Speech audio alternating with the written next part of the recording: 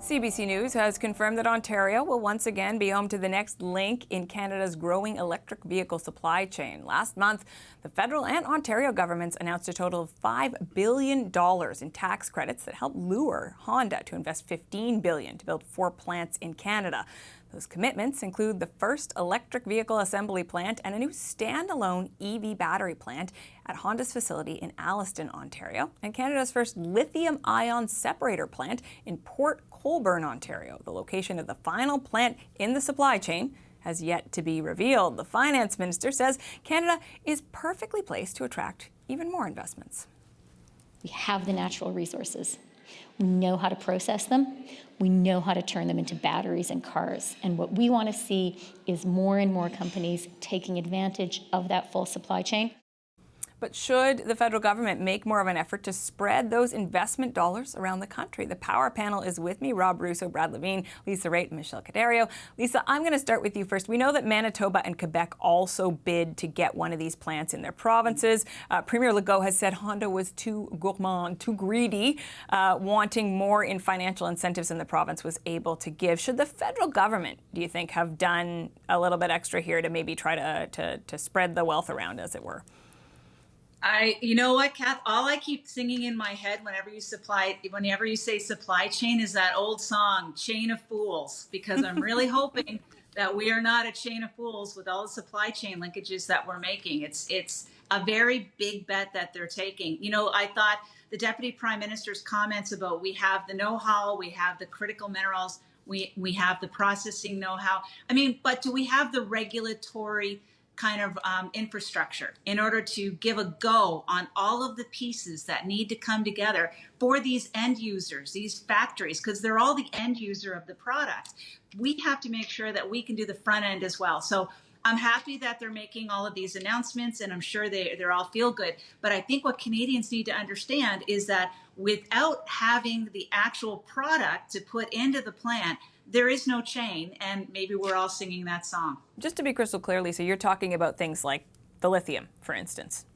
I'm talking about a processing plant. Mm-hmm. You need a regulatory framework to get a processing plant approved because there's going to be emissions from it. You got to do a construction. They're going to be taking water. I mean, this is complex. It's not just about here's a big check, Honda, go build us a factory and away she goes. That's not the way it works. There's a whole lot of pieces in between. So the focus right now is on all of these big announcements, but I would implore the federal government to do the hard work to get the rest of the chain in a shape where that actually can be fed. Otherwise, there's not going to be an end product. Okay, an important point. Brad, I want to ask you this question of whether or not the federal government has made the right choice. I mean, in essence, it seems to have said to several provinces, make your pitch, you know, how much money are you willing to pony up? Was that the right choice, or is this, particularly the sheer size of the announcement we've seen about electric vehicles, which primarily have landed in Ontario with the exception of the Northvolt plant, battery plant in Quebec, is there, you know, some political challenges around that? Well, yeah. So Canada is competing with other, with United States, with Mexico, with other countries for this global capital to come. So the question becomes, if we place too many restrictions on the government subsidies, it may wear down that subsidy, and other jurisdictions may get the investments. Obviously, what the minister was saying was the idea that we're going to be attracting a more investment because of these initial announcements. That's very possible. So the question becomes, do future incentives like the tax rebates or other incentives, should we then spread out where those investments get made within Canada? And I just don't know if you could place those challenges on those companies. We've talked a lot about procurement when it comes to things like defense. Those are regional economic development things, which is why in some cases we don't get anything built. So we'd have to be very, very careful and learn from where that regional economic spin-off has worked and where it hasn't. Rob, it's interesting because when I think of the last announcement, the big Honda announcement itself, the government did actually send ministers out across the country. They had folks in BC saying, hey, look, there's some knock-on effects here. In Halifax, look at the knock-on effects here. Do you think that they have to convince the rest of Canada that this is worth all the public dollars that are being put into it? It's always going to be tough politically, but to paraphrase Pierre Trudeau, fish swim, capital flows in this instance, right? It's not like the government made this decision in isolation. Honda has plants in Alliston, Ontario. It has large plants in Ohio, Marysville, Ohio, and in the Carolinas. Proximity to those plants was part of this decision as well. I'm not sure we would have been able to convince Honda to move to Quebec or to Winnipeg. I think in some ways Lisa is right. We are not the best place when it comes to these critical minerals, and yet these companies are coming here. Toyota will be next. It'll just be a few more weeks, but you watch, before the summer arrives, Toyota will be next as well. And why are they coming here? There's some critical reasons why they're coming here. Other countries have more critical minerals than we do, but we're considered stable. We are close to a large and lucrative market. And one of the reasons they didn't go into the United States is because in November there's a possibility of a mercurial president being elected who isn't always very kindly disposed to foreign automakers, and they won't have that problem here while they have access to that market. And another very important feature is in Ontario, clean power. Hydropower, that's one of the first questions large investors make now is, where am I getting my power from, and is it clean? Michelle, I mean, the other part of this is, of course, that so many billions of dollars have been put into this project writ large, but there are challenges, right? People aren't adopting EVs at the rates that are necessary. I interviewed the president of Honda Canada on CBC Radio's The House a few weeks back, and he said, listen, we're not actually starting to build these things for a few years. There are issues that need to be sorted out in the interim around the infrastructure. You know, Lisa's talking about building these plants, but charging stations themselves, right? Making sure the electricity is available and whatnot. There's still a lot of uncertainty despite the magnitude of the investment. If you were in government, how are you going about trying to deal with the sheer breadth of things that need to be dealt with? Well, first of all, I'm welcoming any company that wants to come and actually make roots here. And especially, you know, when we are right now, as everyone has already said, we're competing with other countries in the world. It's not just about Manitoba versus Ontario versus Quebec. And, you know, Joe Biden has opened the spigots to attract investment, particularly in the EV space. And to compete, Canada had to put some dollars on the table. We're fortunate now that we're actually in the initial stages of building these clusters that are, you know, hopefully that can be expanded upon. That means jobs, and that does mean ancillary benefits right across the country.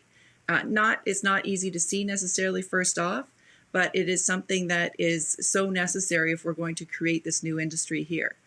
You know, without question, there are added pressures about EV adoption. And certainly, you know, sure, look in Canada, but also the United States, that big market that Rob talked about. That's where ultimately these companies need to see EV adoption. They need to see EV charging stations. They need to see that kind of an acceptance level broaden. At this point, really, it's only the west coast of Canada and the United States where you see real EV adoption, and there's also, you know, challenges when you look at California in terms of the electricity prices and the electricity reliability. So you're right, it is a whole mishmash of issues, but boy, it is something that we should be digging our teeth into, and that we should be, you know, trying to look 30 years ahead and stay on top of that and be at the forefront of it, because you know that the United States has their teeth into it, and you know, they are our biggest competitor on this, but they're also the biggest market that they have to offer. Lisa, I wonder, what does it tell us that the Conservatives' primary criticism around these issues has been about the extent to which foreign workers are involved in some of these plants? Like, we haven't, to my mind, heard a very crisp and often repeated, as is the hallmark of Pierre Poilievre when he's got something he wants to dig into. He says it an awful lot. Haven't heard that kind of sharpened criticism from the Conservative Party. What does that tell us? I think it's the most valid I have heard the criticism. I mean, the CBTU, the Canadian Building Trades Union, had written a letter and they've indicated their concern. Look, a government can always make it a condition precedent in order for a certain number of jobs to go to the local area and preventing it from going offshore. That's in the hands of the government. And I think the Conservatives are doing the right thing, because battling on the other side is the fact that this is going to be funded on investment tax credits, right? And the government just came out and announced a capital gains tax increase for Canadians. So one could juxtapose against the other. Are Canadians paying more taxes while these big foreign multinationals are getting more money from us in order to bring the jobs here? And by the way, we're not even getting the jobs. So I do believe that it is a pretty tight way of explaining the concerns with respect to these EVs. And I would just say one thing to what Rob said. He's bang on. We are all holding our breath until after November to determine who is going to be the president, because I don't think that there's any contract that we sign with any of these large corporations that isn't going to be taken and ripped up as a result of a 20% tariff put on at the border of any Canadian import coming in. I mean, they're just not going to build if they don't have that advantage any longer. And who knows what happens in a Trump world. I just want to offer some clarification there. I guess what I was saying, Lisa, and maybe I didn't say it very clearly, is that they've been very critical. The Conservatives have been very critical about the number of foreign workers in the plants, but I haven't heard them say, hey, these projects as a whole, we don't want them. And I guess I will still leave with you then the question, as things stand right now, and of course we're, as far as we know, far away from an election, things could change, but there's a world where there's a baton handed to Pierre Poilievre on these kinds of projects. And I wonder if you think it's a baton that he welcomes. We don't know anything until after the U.S. election. And that's why I made the point. There's so much uncertainty around whether or not these markers of projects are actually going to go ahead, depending upon the market conditions that we're going to be facing in the future. Who knows what happens? And as a result, there really isn't a need for anyone to jump in and say, I think it's a great idea. Personally, I love seeing the announcements. I think it makes sense in Southwestern Ontario, to have that economy roaring, and I'm on side with Premier Ford and all that. But you can't deny the fact that in making these deals, you can guarantee jobs. You can have these escape clauses in case you're not able to get the regulations through. You should be focusing on other parts of the supply chain. It's not just here's the announcement and away we go. There's a lot of moving parts. So, Brad, given the things that we have laid out here, on the one hand, Lisa was just saying fundamentally she likes the announcements, but there's the uncertainty south of the border, the questions about whether or not EVs will really achieve their potential. You give it the thumbs up or the thumbs down, the decision by the government to go big on EVs? Well, I think that when you're presented with something like the size of these investments that these global automakers are announcing, I think the government has an obligation to try to attract that global capital to come, to create jobs, to create investment. The only thing I'm not looking forward to is that, with all of these plants opening up, do we have to see the announcements every time they announce a new? We've announced this. We got this, but every couple of weeks we're going to see Premier Ford, Trudeau, Minister Champagne, and Ford's people. So, people might get a little might get a little bored of it. But no, listen, Canada is a safe place to invest for all the points that were raised. We've got proximity, we've got expertise, and I think the idea of a supply chain is much more attractive than merely one element of it. So what I quite like about this announcement and about the announcements that the two orders of government are making is that we're seeing not just an assembly plant, not just the batteries, but the whole attracting more manufacturing, diversifying that which we're building. I think makes abundant sense. And I don't know if people in other parts of the country are going to harbor resentment towards Southwest Ontario, if that's where the bulk of the jobs. That is where our auto sector jobs currently are. Toyota, the company that Council of Public Affairs works with, has plants down in Woodstock and in Cambridge, Ontario. So there's a real reason why auto in the Windsor corridor is established, and the auto parts sector is established there, and it's because of proximity and because of things like trade deals. It makes Canada a very, very attractive place to do that, and I think that the government does right by offering these kinds of incentives. Rob? The Liberals are not exactly getting their backs slapped raw for spending over $30 billion on a pipeline from Alberta to Western Canada. There is a political calculus, so in all this, even though I said capital flows, the Liberals are spending the money in southwestern Ontario, where Pierre Poilievre has made real inroads with working class Canadians. It's not a bad bet for them politically to invest the money there to try and arrest that as well.